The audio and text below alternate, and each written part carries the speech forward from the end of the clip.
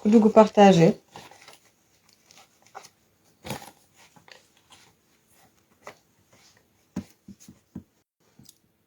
Je vais vérifier. On a texte à notre mamie.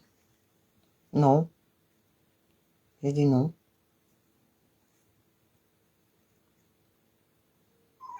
Non. Voilà. Allez, me partage quoi. Mais c'est bizarre ça. Non. Non.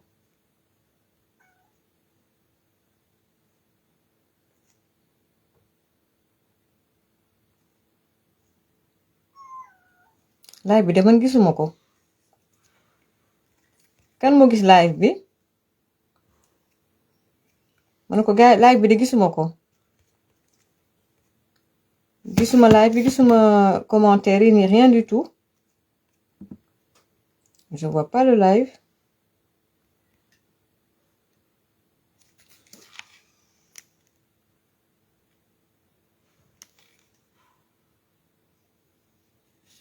Ah, man kay sama téléphone bi daal téléphone bi may live bi dama jékki-jékki rek war a commencer rek téléphone bi def mise à jour.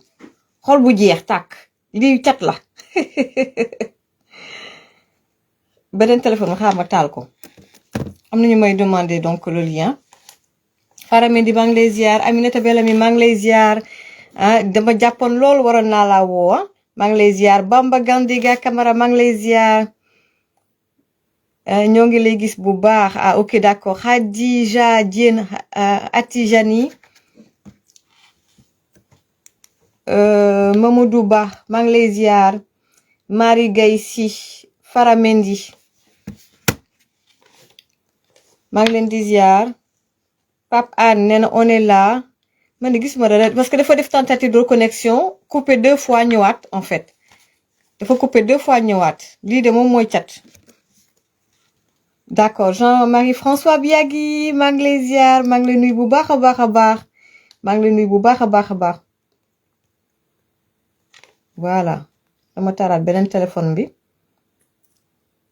Abdallah Ka ndeysaan il est là depuis 2016 maa ngi lay ziar bu baax a baax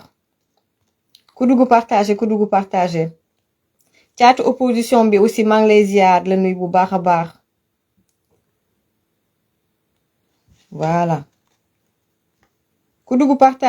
partager tey aw mu invité tey moom damay daal di waaw xam ngeen yéen a ma gën a xam donc maa ngi leen di ziar ku dugg partager xaar ma dugal ko les sentinelles de la diaspora du Sénégal plutôt xaar ma dugal ko aussi comité de pilotage FRDS politique scientifique voilà pôle scientifique voilà ku dugg partager balaa dara di xew xaar leen ma daal di nuyu aussi Khadim Gueye parce que live bi passé ma ne ko live bi passé sama gars yi dugg nañu on va dire donc ñoom Émile dugg nañu ana sama mouchoir ba ma wàññi glos bi tey moom live roube la tey moom live roube la tey Ba Souleymane Ba nee na on vous suit depuis Nouakchott Mauritanie waa Mauritanie maa ngi leen di ziar ah Tavrak Zeyni laa nekkoon voilà mosoon naa ñëw Mauritanie nekkoon Tavrak Zeyni voilà maa ngi leen nuyu yéen ñëpp ah voilà nee na mu ngi koy dugal partager le live dans les groupes voilà gars yi ñu ngi leen di remercier bu baax a baax ci partage yi Dieg Cissé maa ngi koy nuyu Alioune Dieng maa ngi koy nuyu Zahra Ba Adja Camara aussi les cœurs c'est très gentil Modou Fall Mam Fatou Cissé Ibrahima Ndiaye bonsoir Mohamed Fall bonsoir Milk Diandi Oumile Ndiaye et cetera maa ngi leen di ziar bu baax a baax di jégalu nag di jégalu bu baax a baax c'est parce que voilà donc dama tardé parce que aussi am na ñenn nit yoo xam ne yoo xam ñoom téléphone foog nga jël sa temps waxtaan ak ñoom téléphone mun naa ne ba may dugal annonce bi sama live bi et tout boobu préparé gu ma sax donc maa ngi génn voilà maa ngi ay moins 5 xaajuma préparé donc mi ngi noonu donc gars yi donc de 4000 cadres à 4000 kafaar Libra Mbodj Jamilis maa ngi lay ziar bu baax a baax fii daal nii lay nuyoo ak yéen ndànk-ndànk le temps que nit ñi dugg xaaral tey nii lay dugg ak yéen ndànk-ndànk tey daal di démarrer rek ci ruube xam nga daal di ruube bu saf dafa am koo xam ne dafa def buzz voilà may leen ma tuuti roube bu am solo may leen ma tuuti rek voilà may leen ma tuuti parce que am na yoo xamante ne tegoon naa ko waaw kay may leen ma tuuti Mati loo wax si sama papa ji Macky Sall wax ji tàmbali na bàyyi leen message ma mën a dugal samay mbir bàyyi leen message yi xaaral ma xool tey Macky Sall ñun fu ñu jëm ak Macky Sall mii fu lañ jëm ak Macky Sall mii daf ko mbalax bu saf gars yi dañoo ñëw fu mu nekk ni daal gars yi gën di ko soqal ndaxte damaa ñëw rek pour ruubee xam nga bu ko woon tardé daal tey bu woon tardé dama am lu saf lu ma leen préparé ci Macky Sall mi ruubee jamono ji Macky Sall mooy buzz fu mu nekk ni daal les kooku chante bi daal ma ngay jolli fu ne ma ngay jolli fu ne ci internet ba surtout ci TikTok ba fu mu nekk ni daal cette chanson elle est devenue virale surtout man nag ba mu ne géema waay ça da ko teg ci temps c'est-à-dire que président Macky Sall da ko teg ci temps moom bu ñëwee ci politique bi daal di dominer politique bi ñu ne c'est une stratégie tout ça jamono ji nag du ko na nag sampu na nag ci mbalax mi roube national fu mu nekk nii daal ñoom ay Youssou Ndour ak ñoom Wally Seck def leen ndànk doo Macky Sall fu mu génnee nooy na Macky Sall fu mu génnee nooy na man daal balaa ñuy commencé waxtaan wi maa ngi doon déem xool nii ci TikTok bi parce que TikTok bi jamono ji am na rappeur bi xew ci jamono je pense voilà fàtte naa tur bi daal mais de la nouvelle génération temps yi daal challenge am moom la ñuy gis fu nekk ci TikTok bi ñu ni déetewaay Viviane ak doon def benn soirée le 26 septembre moom it challenge ñu ngi yàq live def na ay cœur maximum de cœur s'il vous plaît ñu ngi jëm a yàq live bi maximum de cœur s'il vous plaît voilà donc jamono ji le rappeur ak kii di Viviane ñoom ñoo nekkoon seen challenge moo nekkoon au top ci réseaux sociaux yi surtout nag TikTok foo romb gis leen waaye daal ba Macky Sall génnee ba naan les coco chante le jour paraît femme debout et du courage pilon pampa bi daa nga jolli fu ne pilon pampa baa ngay jolli fu ne ma dugg ci commentaire yi waa Pastef ma dem seeti leen dafa mel ni booy Pastef yi les militants de Pastef booy yi ci commentaire yi dama ree bay jooy c'est-à-dire que mbir mi daf leen bett choqué leen parce que ñenn ñi boo demee ba ñu naan c'est-à-dire que dañ koy saaga ba pare teg ci ay reetaan emoji reetaan ñenn ñi dañ jékki-jékki dañ dem ba ne ñu dañu mujjee fan président Macky Sall parce que booy xool depuis 2021 li Ousmane Sonko teg nguuru Macky Sall ci fen ak manipulation événement yi xew ci 2021 ñu génn ci Ousmane Sonko fëgg dëndam defe ne moom mooy l'homme le plus populaire ak waa Pastef ak ñi ñu àndal seeni sympathisants lu ñu teg ci deru président Macky Sall booba muy génn nguur gi li ñu teg ci deru président Macky Sall ak ay njabootam jabaram ak ay doomam man nag duma militant APR na leer damay wax rek les faits li ñu teg ci deram li ñu ko yekk li ñu ko combattre mu génn dem ñu ne duñu ko baax det caché beeg lu xew bu ku sëkkat sax ñu ne ca nguuru Macky Sall président Macky Sall la ñu dem ci ay responsable am ay militant mi ñu ci bëri ñu dàq leen ci bërëbu liggéeyukaay responsable politique am yi ay ñoom Farba Ngom ñëpp ñu jëm leen a toroxal malgré tout cela Macky Sall génn taxaw di belli c'est damay commencer d'abord pas le fond mais d'abord la forme dina ñëw ci Macky Sall États-Unis ba ONU ba ak suñu président Diomaye mu dem VIP moom Diomaye ñu yóbbu ko géttu bay dinañ ñëw également ci coowal Madiambal Diagne bi dinañ ñëw également ci génnub Mansour Faye beeg Wally Seck beeg ñoom seen def benn analyse bu ndaw pour 2029 mais am na ko mënoon sax dafa bëgg lien bi xam naa ko yónnee léegi may leen ma dafa am koo xam ne dafa bëggoon ma yónnee ko lien bi te wax dëgg neex yàlla sama xarit ba nekk foofee ñu bokk ci combat bi bàyyi leen ma yónnee ko lien bi dafa ne dafa soxla lien bi non attends bàyyi ma waa FRDS bi dugal naa ko FRDS te moom mi ngi FRDS donc je pense que dina ko gis ci FRDS may leen ma tuuti rek may leen ma tuuti ba ñëwaat ci sama résumé bi donc président Macky Sall extrait doo nga génn seetaan naa léegi interview bi extrait moo génn d'abord dama koy analyser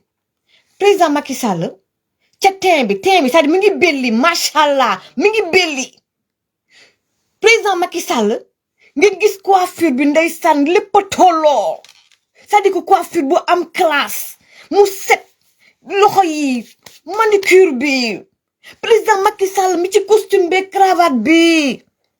am na ko bind benn commentaire ci TikTok ba mu ne nag président Macky Sall nekkate Sénégal la ko doon tardel c'est-à-dire que tardelul Sénégal mais Sénégal moo ko doon tardel ñu ne déete waaye président Macky Sall ak li ñu ko yéen yépp ak lañu ko def ci lu metti lépp lañu ko teg ci coono lépp président Macky Sall toog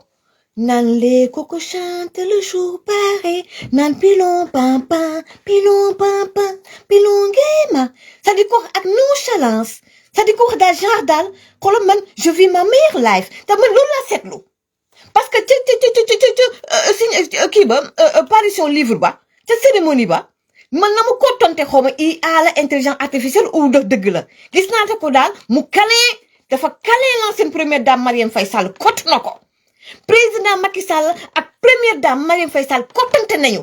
bay sourire ma ne ñii nag ils sont en train de vivre leur best life est-ce que loolu IA la dimbali leen ma ci ndax dafay kottante la ma ne ñii nag ñi ngi dund seen best life ndax ku génn ci sénégalais yii Ousmane Sonko ak ay fenam ak ay manipulation moom mu nekk ca di wër àdduna foo mu dem toj fa président Macky Sall ponkali lay waxal ma ne déete waaye mu ne de cérémonie parution de son livre l'Afrique au cœur ku ma gis ay ñoom Ban Ki-moon ku ma gis l'ancien premier ministre belge defe naa mi ngoon ci parlement européen ay ponkal ñoo ko wër fu mu nekk nii ci ruube bi laa ne mais dinaa ñëw ci fond bi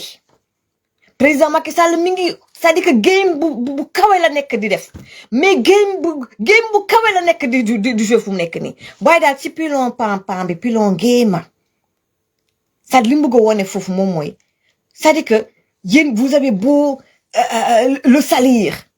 ba mu nekkee ci nguur gi ba mu génnee ci nguur gi yéen ko jéem a yàqal yow Ousmane Sonko ak ña nga àndal xoolal moom yàlla nga koy yëkkati moom mi ngi dundam di yeevi bi di gën di nayi di gën di belli soxnaam di gën di belli yow Ousmane Sonko ngay gën a nekk ci xat-xat ci problème say vaar di génn nga nekk ci ay coono dafa nekk ni mënuloo ñi ànd ak yéen ak ñi àndoon ak yéen ñi ngi leen di weddi ci internet bi gis naa fi ay ñoom Cheikh Omar Diagne en parenthèse man Cheikh Omar Diagne man je suis pas trop Cheikh Omar Diagne ku ma xam bu baax xam ne man Cheikh Omar Diagne c'est pas ma dose c'est pas ma tasse de thé je le truc pas trop voilà je le truc pas trop foofu daal laa mën a yem Cheikh Omar Diagne moom c'est pas trop mon truc quoi xam nga donc moo tax Cheikh Omar Diagne sax daan génn dalaan génn di wax ni et cetera je regardais pas parce que je me dis c'est comme Mimi Touré ba nga nekkee au cœur du système ba nga nekkee ci biir état di liggéeyal état nekk ci wutu jomaay kenn déggu la nga wax bañ la wàccee nga commencé génn di wax kon man daaw ma kon seetaan waaye nag temps yii ma ngay génn di wax loolu parenthèse dinaa ci ñëw Cheikh Omar Diagne Ousmane Sonko boo noppilu boo téyewul Cheikh Omar Diagne mu wuñu sa sutura parce que moom bokkul ak sa dof yee Cheikh Omar Diagne day wax ak xel Cheikh Omar Diagne man mii ma déglu mu wax ba li ngeen lijjanti ba ci burux laale ay ñoom Barthélémy Diaz tudd turam waaye ñëpp xam nañu Barthélémy Diaz lay wax c'est-à-dire que Ousmane Sonko na nga def ak fa nga jaar ak la doon lijjanti ba jël yóotu ci nguur gi sa gaay yi nga àndaloon dinañ la weer bu soobee yàlla tôt ou tard loolu parenthèse la woon dinaa ci ñëwaat ma ñëw ci président Macky Sall man daal ñu daal di jékki-jékki gis président Macky Sall malgré tout waa Pastef jékki-jékki gis président Macky Sall belli ndeysaan taxaw ak waa H5 motivation naan pilon pampan pilon ngéema la ilaha illallah gars yi dañoo choqué waa Pastef c'est-à-dire que mi ngi mel ni comme nit boo xam ne nga jékki-jékki rek yow nga nekk concentré ci benn mbir jékki-jékki ñu la rël rek da nga naan waa lu xew c'est-à-dire que waa Pastef ils sont tellement choqués ils trouvent plus les mots en fait te ñenn ñi si seen i commentaire nga xam ne dañoo mujjee fan Macky Sall c'est-à-dire que yenn waa Pastef yi yenn xar yi dañoo mujjee fan Macky Sall c'est-à-dire dañu ne kii dafa mujjee dër kii c'est-à-dire kii dunduñu sax lijjantiwuñu en fait kii lijjantiwuñu donc loolu aussi je pense que ñun ñëpp dañ ci war a jëlee leçon parce que man ci sama bopp je vais pas sax ñëw di citer je me suis retrouvée tey bi mu ci interview am na ci émission benn partie boo xam ne je me suis retrouvée ci biir li mu wax et je pense que même jeunes yi ak la difficulté jafe-jafe àdduna ak l'adversité face à l'adversité nit ki noo mën a comporté woo interview bi am na lu bëri luñ ci mën a jàng man je me suis retrouvée ci li mu wax face à l'adversité face ak ay nit yi nga xam ne da nga leen di jàppale ñu trahir la nga jékki-jékki nekk ci des moments de haut ñëpp wër la nga nekk ci moment de bas même ñi nga foogewul ils te lâchent mais surtout la trahison comment on vit la trahison ak comment rebondir mais naka nga war a rebondir mais en restant soi-même et que ces trahisons là ces difficultés là ces épreuves là dafa war a nekk une force nekk aussi une leçon de vie pour yow warul nekk aigreur ci yow ngay suba ngay bëgg a venger wu wala nga nekk benn personne bu aigrie mais dafa war a nekk une force dafa war a nekk loo xam ne dafa war a jàngal ëllëg te loolu laa gis ci président Macky Sall je pense que ne tey jii c'est juste une petite parenthèse man tey nit mos naa toog ak moom mu ne ma Maty fi nga jaar yëpp ak li ñu la def yëpp man bu doon man la je vais me tirer une balle dans la tête mais comment tu trouves la force ngay kaf di reetaan ta joie de vivre mais c'est ça en fait c'est-à-dire que face à l'adversité face à la douleur face aux trahisons quand je dis trahison c'est au pluriel boo dépasser épreuve yooyu ba pare il faut se battre c'est-à-dire nga war a reconnecter wu avec toi-même se battre pour rebondir te boo rebondir bul accepter cette négativité là cette méchanceté là mu yàq sa life mu yàq sa mentalité sa façon d'être parce que boo defee loolu rek ñoom ils auront gagné te yow tu dois rester toi-même que personne ne gâche ta joie de vivre ton sourire bu ko kenn c'est-à-dire que tu gardes ton sourire et ta combativité la combativité donc am na extrait yoo xamante ne nii vraiment l'interview était de haute volée de haut niveau xam nga ma dugaat encore ci interview bi il a parlé de géopolitique il a parlé surtout en fait jamonoy Covid ni mu ko dundee en tant que chef d'État quand il était président de l'unité africaine par rapport à la géopolitique par rapport ak la crise en Ukraine et cetera crise guerre bi am entre Russie ak tamit Ukraine problème mu blé bi et cetera c'est-à-dire que sur le plan géopolitique nga xam ne en fait l'interview ñun Sénégalais mun nañ ci gis suñu bopp mais également c'est surtout plus sur le plan international xam nga mais bi may seetaan ak commentaires yi les Sénégalais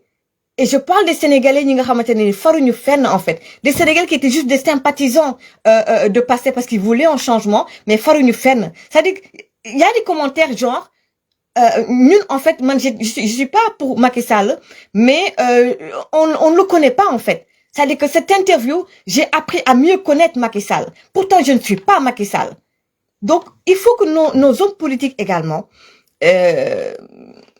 les anciens ministres mais de manière générale les hommes politiques il faut ngeen leen di jàppale ci seen communication parce que Sénégal loolu moo ko yàq en fait parce que président Macky Sall c'est vraiment un gâchis c'est comme bon Karim Wade c'est que bu ñëwaatee ay ñu mel ni Ayum Nafi Diallo c'est des waaw côté communication moom am naa ci moom voilà donc elle est voilà j'ai confiance en elle ci côté communication mais à part ça muy ay ñoom Barthélémy Diaz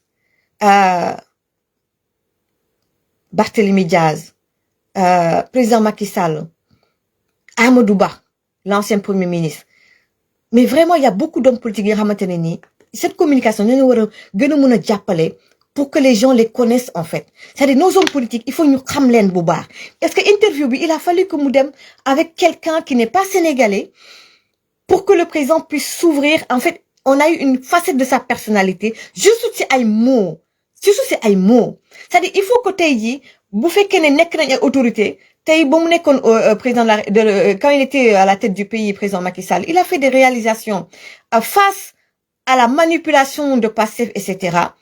Je pense que communication bi on l'a mal géré sur son bilan et pas mal de choses on l'a très mal géré même face à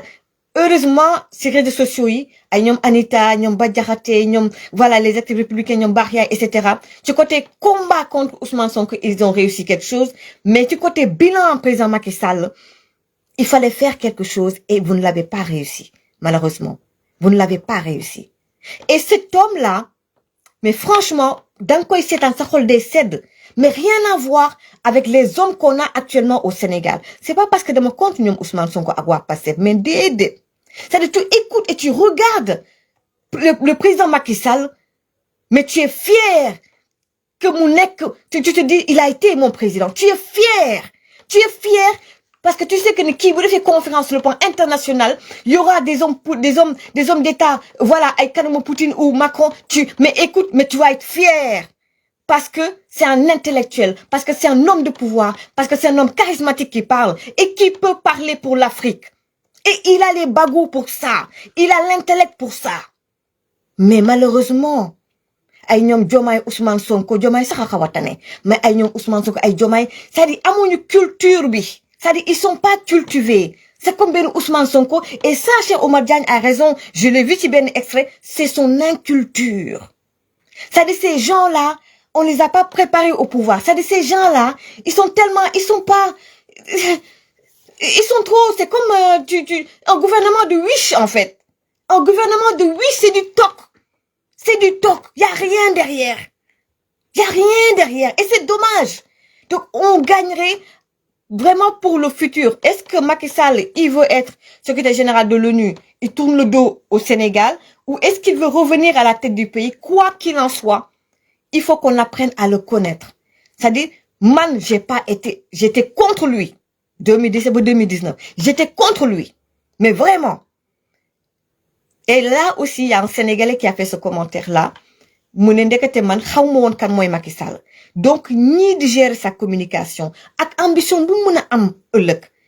c'est important. Nañu bayyi affaire clan yi, c'est-à-dire que quand tu es proche d'une autorité, xam nga nek ak kilifa, faut pas être égoïste. Faut pas dire oui, man djubuma ak Aïssa Diop Fall, djubuma ak ñom ak la patronne de cette TV, djubuma ak Bougane Gueye Dany bu des médias. Donc man la communication du président Macky Sall, je vais donner ça à tel, je vais donner ça à tel. Non. Un homme de cette dimension-là, les Sénégalais, le monde entier, dañ ko wara xam en fait, surtout nous les Sénégalais, on doit le connaître. C'est pas normal que tu benn interview, émission d'une personne qui n'est même pas sénégalais. C'était une très bonne émission. Le monsieur, il a été à la hauteur. Franchement, côté fond et forme, c'était nickel. Mais franchement, les Sénégalais gagneraient à le connaître. C'est-à-dire ngeen taxawal benn stratégie de communication sur les réseaux sociaux. Ok, il y a les Bah Diakhaté, etc. Pour ces militants, pour regrouper ces militants. Mais vraiment pour aussi une communication sur les réseaux sociaux. Pour tous les Sénégalais, de com parti politique, les apolitiques et tout. Am interview pour cela. Ci site internet yi également. Même bu fekkee ne kii moom organe bii ne kat Sénégal, man je ne l'aime pas, etc. Mais tey bu fa jàllee émission yi ñëpp dinañ ci jot. C'est-à-dire il faut réfléchir comme ça. Quand on est avec un homme politique, il faut être généreux. Il faut penser à l'homme qu'on accompagne, à ses intérêts. Mais nous, au Sénégal, on est un pays sous-développé, mais ba léegi, même chez les intellectuels, on réfléchit comme un pays, comme des gens de pays sous-développés. On est trop clanique, on est trop dans les détails, on est trop dans les fayantos et c'est-à-dire de bas étage. Et c'est dommage. Lui, il est parti sans qu'on le connaisse vraiment, en fait. On ne connaît pas Macky Sall. Et on gagnerait à le connaître. Ainsi que les autres hommes politiques. Ainsi que ñeneen ñi. Voilà, c'était mon coup de gueule. Bu ñu jógee ci loolu, dinaa ñëw ci analyse bu ndaw ci Macky Sall, président Macky Sall, ñoom Amadou Ba, naa ci am moo ci cof.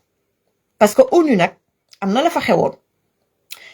Fële ca Amérique, duma wax, damay junju. Parce que ëllëg bu mbir xewee, dama bëgg ngeen fàttaliku live bu tey bi. Ngeen fàttaliku live bu 28 septembre bi. New York, am na la fa xewoon. New York am na la fa xewoon. Xam naa ne nag waa Pastef ñi ngi ne faaxtoo ak seeni faux compte. Ñenn ñi dañuy bàyyi ba ma pare. Ñu ñëw pour seetaan pour am ay clé. Du ngeen fi jëlee dara. Bokkuma comme seeni ñooñ ñi nga xamante dañuy bëgg buzz. Déedéet. New York ONU am na la fa xew waaye du may naan de je ferme ma bouche bàyyi ba détenu politique yi ba ñu bàyyi leen ma daal di leen ko faram fàccal da leen ko benneel du ma yàq damay bàyyi ba détenu politique yi génn ba pare ma door a ràcc fii nag dimanche bii wax leen ko waaye lu mën a xew ëllëg xam leen ni junjool naa leen ko tey jii ne New York ca ONU ba am na la fa xew foofu rek laa yem voilà maintenant nag Diomaye Faye burdu ba mu fa def ndax xam ngeen ne président Macky Sall ba mu ñëwee ci ONU ba dafa ñëw yóbbu ko maanaam dans un bureau on va dire dans un bureau mais dans un cadre bien feutré il était avec des kilifa sur le plan international ñoo xam ne duñu ay cooma classe exceptionnelle moom Diomaye ñëw ca ONU ndeysaan yóbbu ko géttu bay chaise ba ci boppam chaise bu xoosu lañ ko teg donc voilà man nag damay laajte ba mu waree jël parole est-ce que président Macky Sall dafa nekkoon ca assemblée ba est-ce que mi ngoon ca salle ba est-ce que du président Macky Sall moo ko perturbé mu ne ala sama discours kan moo sàcc sama discours kan moo ma kompaloo damay laajte bu loolu weesoo sama gaay yi Mansour Faye génn na ci même semaine bi balaa boobu Wally Seck génn na ci même semaine bi président Macky Sall am ndam lu rëy fële ca ONU waa Pastef ña ngay xalangu ñu ngi rey seen bopp j'espère que dina am ñeneen ñoo xam ne dinañu génn également foofu rek laa yem waaye xam ngeen ni Wally Seck ba mu jógee Dubaï dem Paris dugg Sénégal lu leer a tax mu teg tànkam Sénégal foofu nag lay tarxise ñëw ci Madiambal Diagne mani Wally Seck ba mu jógee Dubaï dem ba Paris tarxis ndànk dugg Sénégal lu leer tax mu dugg Sénégal ma tarxis ñëw na ci Madiambal Diagne Madiambal Diagne kaawu Madiambal Diagne d'abord dafa am loo xamante ne foog ma leeral ko Madiambal dafa jékki-jékki def ma noonam je sais pas ce qui se passe et ça m'intéresse pas en fait man benn route la en fait man xeex bi dama koo gëm c'est-à-dire que tey jii li may wax ni ci Madiambal Diagne dama koo gëm parce que ñun ak lu mën a xew ci àdduna ñoo bokk combat lu mën a xew ci àdduna man tous contre Sonko man tous sauf Sonko voilà tous sauf Sonko man ku Sonko jàpp def la noonu man xolal man maa ngi sa wet danaa la xeexal tous sauf Sonko ku Sonko def la noonu kum la def noonu rek man fu ma jaar dinaa la jàppale muy tuuti ak mu rëy dinaa la jàppale le combat rek laa gis gisuma leneen Sénégal rek laa gis lenn rek laa gis mooy waa Pastef jóge ci boppu nguur gi ak ku mënti doon kon ma ñëwaat kii di Madiambal Diagne on a travaillé ensemble maa ngi fekkanteeg moom Walfadjri ma nekkoon jeune reporter samay premier reportage moom xam na li may wax am na yoo xamante ne ni on a travaillé dessus moom xam na ci suñu début combat ay 2021 2022 surtout dañ daan jokkoo dara mosta ñaaw man ak Madiambal Diagne bu jékki-jékki na def ma noonam xaw ma lu xew et ça ne m'intéressait pas c'est-à-dire que man dama amul temps sax ay mais kii lu tax mu mere ma mais kii lu tax j'ai pas ce temps là en fait su ma paree ci lii maa ngi ca yeneen i mbir xeex bi tam dafa am xeexu souterrain man taluma ay détails moo tax Sénégal aussi am na yoo xamante ne aussi faut qu'on travaille dessus man xëccoo ma lenn xëccoo ma benn dossier xëccoo ma lenn naa yeewu 5 heures du matin dem liggéey am sama ñaar dërëm togg sama mbaxalu saalum wala sama benn maafe wala sama benn def samay côtelette wala yu demee noonu waaw keñ man ay lekk rek mbirum lekk rek lay lijjanti ak samay rege di kii ak xeexu Sonko loolu sama life ak lijjanti yenn mbir yu may lijjanti samay activité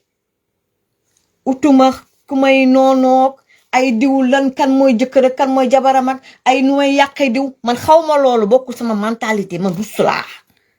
kon man Madiambal Diagne ak am na yu bëri yoo xamante ni c'est après ça m'est revenu grand yaa xam lu tax nga jékki-jékki di ma xeex lu tax nga jékki-jékki bañ ma yow yaa xam ça ne m'intéresse pas mais li may wax tey jii sama xol laa ko tibbee bëgg naa Sonko li mu yëkkati pour dal sa kaw yàlla bu mu am ndam sa kaw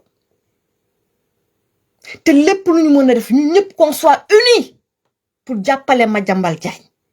te it moom it nag mbër la te je sais que ni il est digne te mun na xeex te am na les moyens pour se battre mais ñun ñëpp qu'on soit unis derrière lui wala à côté de lui loolu mooy dëgg le combat d'abord suñuy jëmm amul solo man defuma politique utuma base utuma ku ma bëgg utuma ku ma bañ noonu laa am parce que moomu noonu c'est lui et ses militants qui ont voulu détruire ma vie détruire le Sénégal kooku daf ñu def noonu kon dañ koy noonoo kooku mooy Ousmane Sonko à part moom awma noonu man Sénégal Sonko et ses militants kon nag Madiambal Diagne man liñ ma dee mooy dafay liggéey ak benn société internationale ñu nekkoon ci lu ñu m'expliqué dinaa gën a creuser ñu nekk ci maanaam tabax ci ay hôpitaux et que état bu Sénégal dañ leen war a fay xaalis bu bari ay milliards war leen a fay ba tey fayuñu leen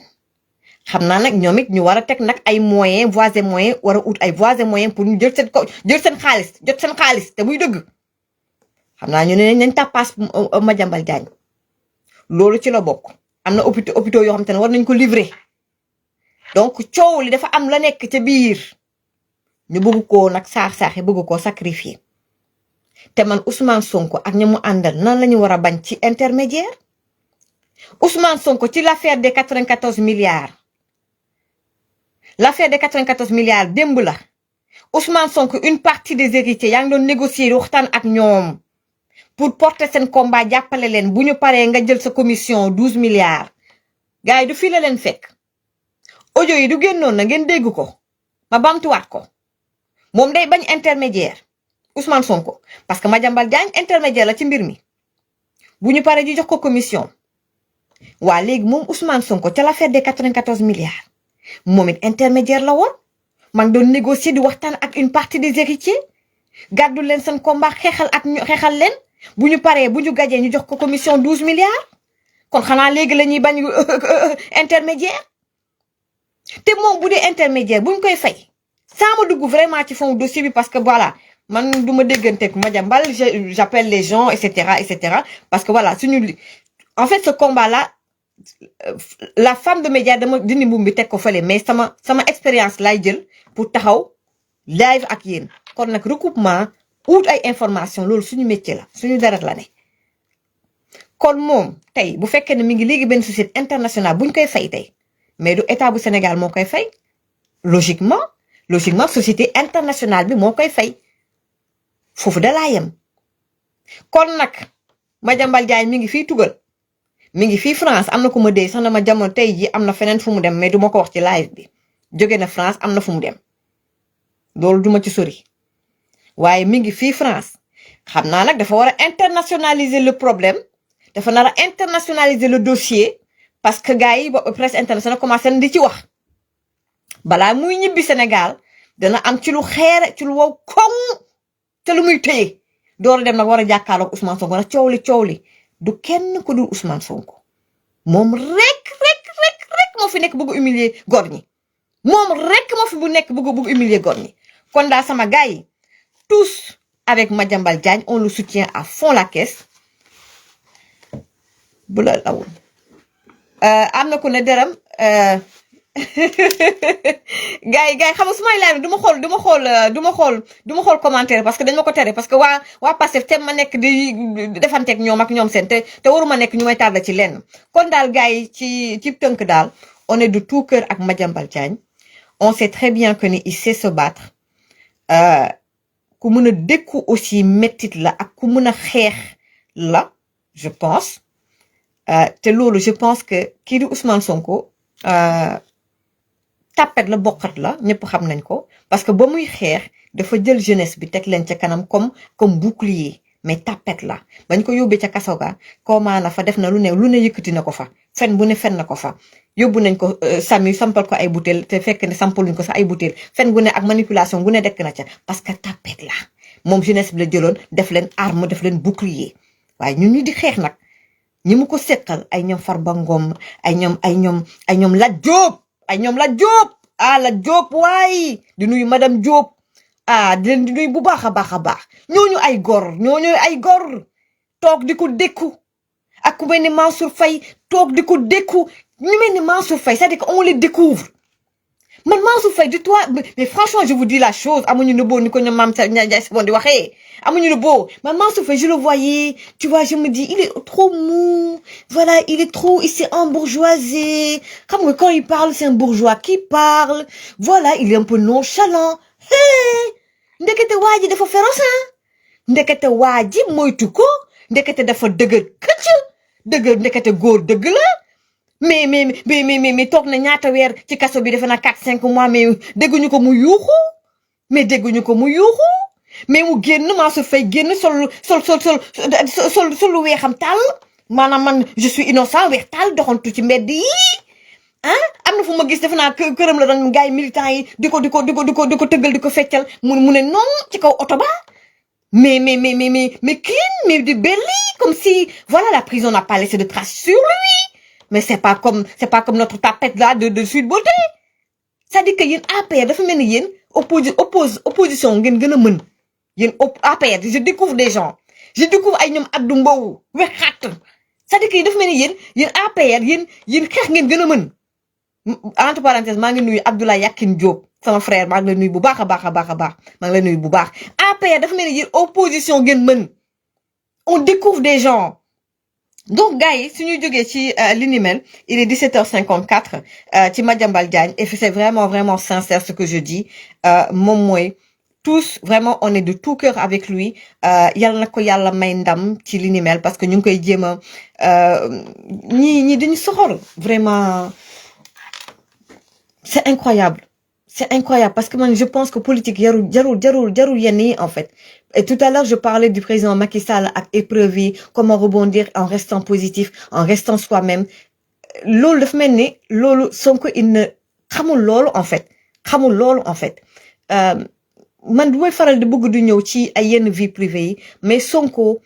comment il est né ni mu màggee environnement familial ses relations avec son père bëgguma dugg ci domaine boobu mais franchement si nga xam ne c'est un aigri en fait c'est quelqu'un en fait c'est quelqu'un qui veut une revanche ci société bi en fait il veut sa revanche ci société bi et je pense que Bah Diakhaté am na benn moment ñu doon laal un peu lu mel noonu te je pense que même moom aussi duggul ci détails yi mais ku xam Sonko ak jaar-jaaram di nga comprendre fi may waxee c'est-à-dire que c'est quelqu'un qui a une revanche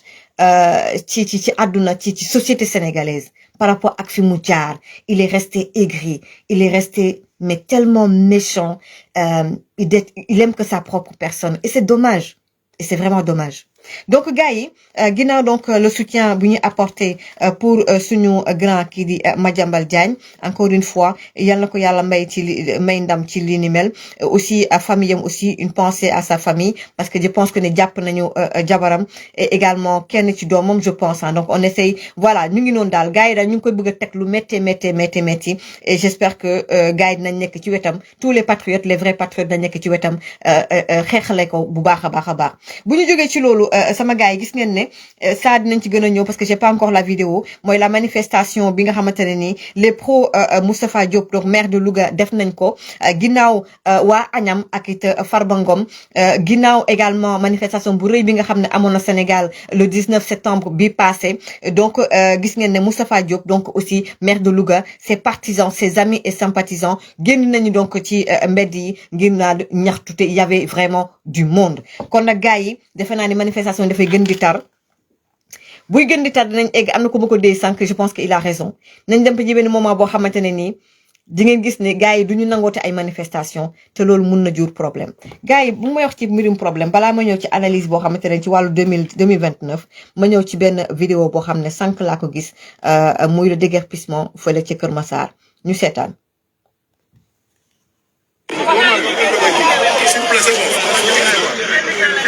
sama gars yi c'est le maire de Kër Massar Bilal Diatta mi nekkoon di xeex ak journalistes yi tey dafa amoon déguerpissement fële ci Kër Massar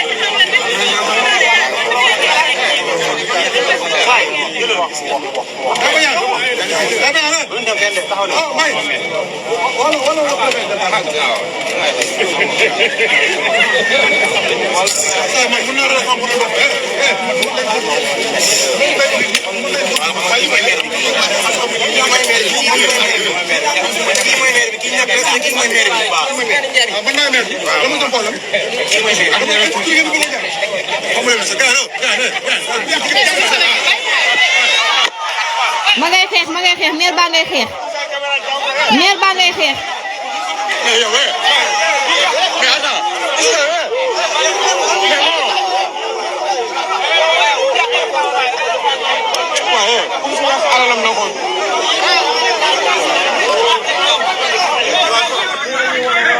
defe naa ñoo ko gisandoo donc maire Kër Massar donc Bilal Diatta moo nekk noonu donc di xeex ak gars yi rawatina donc caméra journaliste yi donc di xeex ak yenn journalistes yi di le maire Bilal Diatta donc faut le dire sama confrères yi pas ñëpp mais la majorité bu ñu fàttaliko bañ nekk ci diggu xeex bi la plupart ils étaient avec eux ils étaient pro Pastef. Ils étaient pro-Pastef parce que ñenn ñi je sais qu'ils l'ont fait pas ñëpp encore une fois mais quand il s'agit de dire la vérité faut dire la vérité ñenn ñi ils le faisaient de manière très opportuniste parce que boo invité waa Pastef parce que boo defee émission nga dal ci kaw nguur gi fi nekkoon faral Ousmane Sonko da ngay am ay vues donc c'était par pur opportunisme tey jii gis nga ne gars yi faale wuñu leen gis nga ne gars yi considéré wuñu leen gis nga ne ñii duñu ay nit man Bilal Diatta tuuti doy na ma ci moom amul classe nit ki amul classe dof la waa ji man buy def conférence de presse sax nga ko koy xool xam ne kii comme un dépressif kii comme le DG du port c'est-à-dire que kii bopp bi c'est-à-dire que ñii amuñu classe c'est-à-dire que ils sont tellement c'est de la médiocrité mais c'est la médiocrité mais la pure médiocrité kii da nga koy xool xam ne kii est-ce qu'il est pas bipolaire kii est-ce qu'il est normal ce gars est-ce qu'il est normal bu def même conférence de presse man damay ragal mu wax toj parce que xamul waxin nit ki c'est-à-dire que da ngay am sa genre xarit yoo xamante ne boo àndee ak ñoom ci mbooloo bëggoo mu wax parce que xamul waxin xamul naka lay comporté woo ci kanamu ay nit ñu mel nii naka nga leen mën a joxe ay mairie naka nga leen mën a mettre au devant de la scène kii avant ñu koy téye ci événement yi ba mu métti moo doon ngir di wax ay wax yu rëy te gaaw na ci tey arme nit ko violent il est violent le mec kii ba nekk ci opposition mos na def benn vidéo c'est là que c'est mille chapeau ma xam ne kii wérul Bilal Diatta mi wérul kon nag c'est pas toute la presse mais ñenn ñi yee ngeen di gis nañu dem ba ci kanam yenn Sénégalais yi tamit yee ngeen di gis ndax tey boo gisee ne tey président Macky Sall tey buzz ba mu am tey États-Unis te yéen seen président nekkoon foofu ca États-Unis buzz ba mu nangu ca États-Unis ñëw def benn pinon pam bi mu wër ci àdduna daal di viral nga xam ne les Sénégalais commencent à avoir la nostalgie du président de l'ancien président Macky Sall ngeen xam ne yéen ñii waa Pastef te loolu moo tax ñu daal di énervé ils sont énervés les nerfs sont tendus waa Pastef ils sont énervés et les nerfs sont tendus parce que am na ñu nekk ak ñoom maanaam des responsables yi nekk ak ñoom nekkatuñu ak ñoom ils sont déçus commencé génne ay secret am na seeni chroniqueur ak ñi nga xamante ne ñoo nekkaloon ci réseaux sociaux yi àndoon ak ñoom nekkatuñu ak ñoom des frustrés commencé nañ di wax te day jëm kanam te ñooñu lu tax ñu commencé di wax parce que xam nañ ne au Sénégal les gens sont déçus parce que xam nañ ne au Sénégal y a les sympathisants ak Sénégalais ne faruñu fenn ils ont voté pour Diomaye parce que dañu doon xeex nguuru Macky Sall parce que dañoo maanaam gëm li Sonko doon wax tey ñooñu ils sont déçus tey les Sénégalais sont en plein doute ñenn ñi xam nañ ne ñii mënuñu xam nañ ne mënuñu les nerfs sont tendus te day jëm kanam te li ci kanam rawu li bët ñun li yëpp waxoon nañ ko ñu ngi ubbi suñuy bët di seetaan dañu ne mandat de 5 ans foofu laa jeexale mandat de 5 ans la ñu wax presque 2 ans dem na defu leen fi tous dul det caché lu dul ay rapport sentif lu dul ay réduction de compte inondation yi taw bi du suñu taw jël nit ñi di képp koo xam ne responsable politique nga te ñu ngi xalaat voilà nga mun leen indi problème ñef nañ la ca kaso ba chroniqueur yi da ngay defanteeg ñoom ne dañ leen di effacer 2 ans presque dem na 2027 dañuy dem ci local yi am na ku ma ko déy sànq am na ku ma doon waxtaanal sànq analyse am laa leen di tegal nii parce que c'est très logique mu ne ma 2027 ñu ngi dem ci élection locale bu ñu demee ci élection pendant 6 mois kenn du dégg y aura les tractations wax ji bari ñoom ci seen biir nañu reyante ñu xool opposition ñu koy massacrer 6 mois ci loolu la ñuy nekk ñu pare élection locale teg ci ay 6 mois ña nga 2028 ña nga 2028 xam nga 2027 mooy local yi 2028 benn année 2029 mooy année wu campagne bi 2028 sa gars yi dañuy nekk di campagne 2028 da commencé na ku nekk yaa ngi namm say arme parce que dañu war a jëm ci élection présidentielle kon ñi ñaata moo leen fi dese 2 ans dem na di 2027 campagne municipale yi la locale yi la kañ ngeen di liggéey li ngeen promettre kañ ngeen koy jëfe am na ñoo xamante ne ni 2 mandats la ñuy am pour mun a liggéey di yéen benn mandat te Sonko yaa fi waxoon ne boo fi defee 2 mois mbir mi commencé soppeeku fu mu nekk ni 2 ans dem na daara defu leen ko fi wax rek Sénégal di gën di ndóol président Macky Sall toog fii naan leen pilon pampan pilon ngi ma ne ko mais président Macky Sall fii luñ fi pilon pampan lu couscous soit prêt fii ban couscous moo fi prêt ñun fii gisuñu dugub gisuñu ceeb nit ñi xiif xaalis amul dëkk bi wow koŋ gisuñu couscous bañ koy pilon pampan président Macky Sall nag wàccuñu nag xam nañ ne fu nekk ni yàlla fu nekk ni teral na la am nga ndam ci ñoom li nga leen doon wax yépp fu mu nekk ni gis nañ ko xale yi dañoo réewoon rek bëgg la commencé tutoyer waaye fu mu nekk ni xam nañ bu baax yow yaay kan voilà xam nañ bu baax yow yaay kan waaye fu mu nekk ni dëkk bi dëgër na te métti na fii amuluñ ci pilon pampan donc gars yi kañ ngeen di liggéey kañ ngeen di def résultat waa léegi comme 2 ans moo leen fi dese 2 ans ñu génne ci local yi kon maanaam presque ay 1 an et quelque moo leen fi dese kañ ngeen di liggéey dina ñëw nag incha allah ak suñuy mbokk journaliste ne dañuy analyser l'actualité wax ci eurobond yi wax ci diaspora bond yeeg ñoom seen programme yi fi Sonko indi la ñuy décortiquer génnal leen fen yi bu soog bay yàlla 2 ans yi leen fi dese ñun ak yéegi mag ak mbagg tànk ak tànk mbagg ak mbagg ànd ak yéen ba 2029 nag fa lay lépp di leeree boo fa dëgëree bopp yow 2029 yow Ousmane Sonko nga dëgër bopp ne par ala ngàcc da ngay bokk ci 2029 gii kee moom président Diomaye moom dina fexe ba teg ndëndam pour bokk pour am 2e mandat pour mën a réaliser dara Ousmane Sonko tam teg ndëndam au cas où ndax sañ na lu ne au cas où même yéen ñaar bu ngeen coaliser woo sax Ousmane Sonko ngeen dem ba tey de sama benn xale laa doon waxtaanal même yéen ñaar bu ngeen àndee dem 2029 contre l'opposition yéen seen 54% yi xam ngeen ne bu baax mi ngi ruus bu baax 54% yi mi ngi ruus bu baax ndax waa Pastef ñoom kese defe naa passé wuñu 1 million ñi leen voté 54% ñu ci bëri bokkuñu fenn Sénégalais yi ñoo bëggoon régime bi dem waa Macky Sall yi dem jamono ji ñu bëri leen mere seen arrogance seen tële ak dëkk gu metti kon 54% moom génne leen ci seen xel 2029 biir Pastef ñi am nekk pro Sonko ñi nekk pro Diomaye tey sax nañ dem sax tey ñu ne tey Sonko tey dem na 2e tour waa léegi dañuy xool pro Diomaye yi ñu coaliser wu contre qui contre l'opposition contre l'opposition tey Macky Sall tey nañu jàpp ne tey mu nekk tey secrétaire général de l'ONU ñu ko yéene su boobaa bu sampee tey candidat day am lu bari ndax sur le plan international kooku buñ ko falee Sénégal day rayonné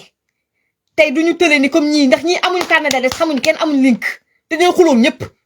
soo ko fi nekk xuloo woon ak ñëpp xuloo ak France xuloo ak FMI xas ñëpp tey jii président Macky Sall nañu jàpp ne tey jii même bu nekkul tey secrétaire général de l'ONU bu sampee ndëndam tey gars yi ñëpp ko namm day am lu bari libéraux yi tey booloo Karim Meïssa Wade Macky Sall ay ñoom Idrissa Seck ak ñeneen kan moo leen di antan ku leen di antan ñu ne déeta waaye Amadou Ba nekkoon 3e parce que en général bu ñu defee tey 2e tour ki nekk 3e à chaque fois ki ñëw 3e et rôle bu déterminant lay ama 2029 dañuy redistribuer waat les cartes fu mu nekk ni nag li ñuy wax kenn du ko nangoo déglu ñoom waa Pastef duñ ko nangoo déglu ndax ay dof la ñëw c'est-à-dire que moom mooy ay jondoor yoo xamante ne dañ leen jox pouvoir tey dof boo xam ne dañ ñëw ne ko tey yow yaa nekk donkaasi gi day tëx xabari ngandaloo du gisagum dara bàyyi leen ñuy naagu ba 2029 incha allah yal na fi yàlla bàyyi on va redistribuer les cartes parce que la donne a changé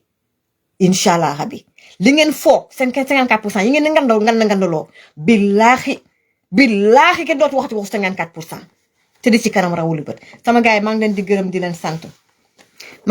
di leen sant bu baax a baax Pape Amadou Sy maa ngi lay ziar bu baax a baax di nuyu Fatou Ball bu baax a baax man yéen laay suivre Fatou Ball ay ñoom Yakin Diop man voilà ay ñoom baax yaay dama la gëj a dégg nag ay ñoom baax yaay sama sis sa baax yaay ak moo ñu jàppale ndeysaan di ñu kañ di ñu soutenir suñu 13 septembre bi ba vraiment baax yaay amuñu sa fay ak ñoom waxtu dëgg également Ba Jaxate gën naa déggante ak yow naa la woo Ba Jaxate voilà baatu dëgg yéen ñëpp ku lim juum ñoom Moustapha Diémé ku lim juum yéen ñëpp maa ngi leen di remercier bu baax a baax Irène Gomis gisuma la Irène Gomis l'infatigable maa ngi leen nuyu bu baax a baax également Kër Ndiaye Lo également gisuma ko tey jii wala peut-être man maa xoolu yenn kii Aw Fall maa ngi lay nuyu bu baax a baax Daoudou Sow maa ngi lay nuyu Sala Dieng Taf Talibé également Aminata Belami maa ngi lay nuyu bu baax a baax également Yaay Ami Dioum Yaay Ami Fall aussi gisuma ko tey voilà Sala Dieng voilà donc maa ngi leen di ziar bu baax a baax yéen ñëpp di remercier également yéen ñëpp di jéggalu nag ci tardé bi voilà donc parfois da ngay am donc ay coup de fil yoo xamante ne nii voilà faut nga jël sa temps parce que voilà c'est très très très important maa ngi ci jéggalu mais je prendrai des dispositions pour que les prochains lives 17h pile inchallah on démarre def ay mbir yu am solo inchallah rabbi kon nag maa ngi remercier également Khadim Gueye le youtubeur Khadim Gueye mi nga xam ne moom moo nekk di défendre le président Macky Sall Khadim Gueye mi nga xamante ne on était ensemble le 13 septembre fële ca Milan Khadim Gueye yàgg na ci mbir yi nekk également un combattant un vrai patriote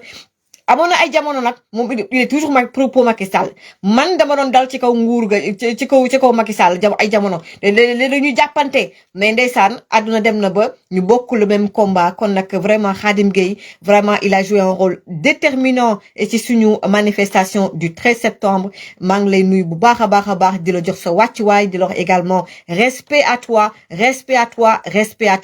voilà gars yi merci beaucoup à vous di leen di nuyu bu baax a baax Delphine dinaa la woo léegi maa ngi nuyu Delphine ak également Bougane Gueye Dany également maa ngi koy nuyu mon frère Bougane Gueye Dany maa ngi koy nuyu bu baax a baax di nuyu également waa République des Valeurs ñoom Ali Bathily maa ngi koy nuyu bu baax a baax di nuyu waa FRDS également c'est important di nuyu aussi waa FRDS ñoom Fatou Mayine ak également Cheikh Tidiane Sall maa ngi leen di nuyu bu baax a baax parce que def nañu également manifestation bu am solo le 23 septembre bi passé ci taw bi parce que ku nekk France nekk Paris xam nga ne il a beaucoup plu sous la pluie ils ont manifesté ne never give up ñu courage bi ñu am machallah voilà donc maa ngi leen di remercier di leen wax félicitations waa FRDS félicitations à vous merci beaucoup sama gars yi jàmm ak jàmm donc à dimanche prochain l'union fait la force kon diaspora bi dañ ko organiser waat bu baax a baax ñoom Delphine groupe politiciens yi waa FRDS ak leneen lu ñu war a taxawal également ce sera une surprise ñu booloo nekk benn pour vraiment bouter hors d'ici Sonko et sa clique man ku ñëw baax na Macky Sall ñëwaat baax na Amadou Ba na ñëwaat baax na Karim Meïssa Wade góoru na fi Diallo na ñëw ce sera excellent ku ñëw baax na man ku ñëw baax na Bougane Gueye Dany na ñëw baax na man Barthélémy Dias na ñëw baax na Pape Djibril Fall Thierno Bocoum ku ñëw baax na tout sauf Sonko bii da laa wax ba dimanche prochain bye bye